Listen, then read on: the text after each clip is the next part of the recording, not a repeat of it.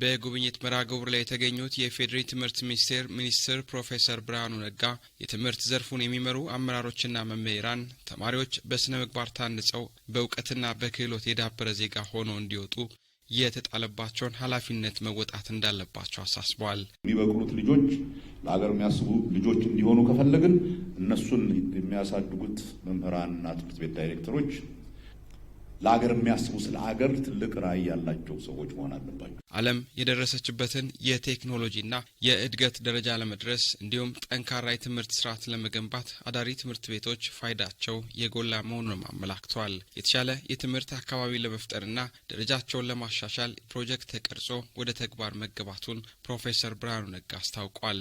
የኢትዮጵያ ትምህርት ቤቶች ምን መምሰል አለባቸው የሚል ዲዛይን ያሰራ ነው። ዘ ኒው ኢትዮጵያን ስኩልስ ዲዛይን ይባላል።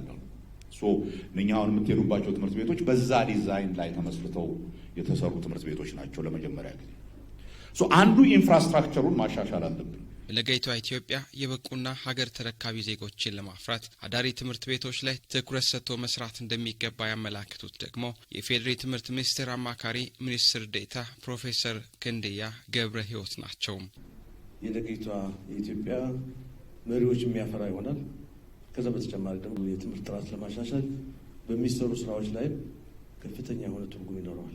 የማዕከላዊ ኢትዮጵያ ክልል ምክትል ርዕሰ መስተዳደር የማህበራዊ ክላስተር አስተባባሪና የክልሉ ትምህርት ቢሮ ኃላፊ አቶ አንተነ ፍቃዱ በበኩላቸው እንደ ሀገር የትምህርት ጥራትና የውጤት ስብራት ለመጠገን አጠቃላይ ሀገር አቀፍ የትምህርት ሪፎርም ተግባራዊ በማድረግ በልዩ ትኩረት እየተሰራበት ይገኛል ብሏል። ይሄን የትምህርት ጥራት ላይ ያለውን ስብራት ለማከም የሚያስችል ፍኖተ ካርታ ተቀርጾ አዲስ የትምህርትና ስልጠና ፖሊሲ ተቀርጾ አዲስ ስርዓተ ትምህርት ተቀርጾ ተግባራዊ ማድረግ ከተጀመረ ወዲህ የትምህርት ጥራታችን ምን ላይ እንዳለ ማየት ችለናል ማለት ነው።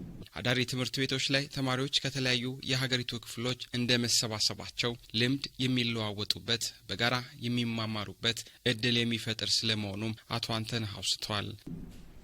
ከየአገሪቱ በጣም ምርጥ አእምሮዎች የሚሰባሰቡበት ነው። ልምድ የምትለዋወጡበት ነው። በጋራ የምትማማሩበት ነው።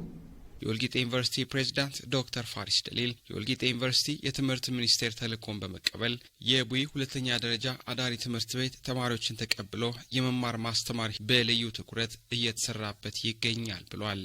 የቡይ አዳሪ ትምህርት ቤት ፕሮጀክት ለማጠናቀቅ የተወሰኑ ወራት ስለሚፈልግ ወልቂጤ ዩኒቨርሲቲ በጊዜያዊነት ምቹ የሆነ ቦታ አዘጋጁ ተብሎ አሳይመንቱ ሲሰጠን እናሳካዋለን ብለን ጀመርነው።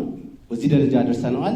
የሀገራችን የትምህርት ጥራትን ለማሻሻል ከፍተኛ የትምህርት ተቋማት ላይ ብቻ መስራት ችግኝ ሳይንከባከቡ ፍሬን እንደመጠበቅ ነው ያሉት ዶክተር ፋሪስ ይህም ከታች ባሉ ትምህርት ቤቶች ላይ ትኩረት በማድረግ መሰረት መጣል እንደሚገባም አሳስበዋል። በቡይ ሁለተኛ ደረጃ ትምህርት ቤት አግኝተን ያነጋገርናቸው ተማሪዎች በሰጡት አስተያየት በትምህርት አሰጣጥ ሂደቱ መደሰታቸውን ገልጸው ነገ የተሻለ ደረጃ ለመድረስ ዛሬ ጊዜን በአግባቡ መጠቀምና መስራት ያሻል ሲሉ ነው የተናገሩት።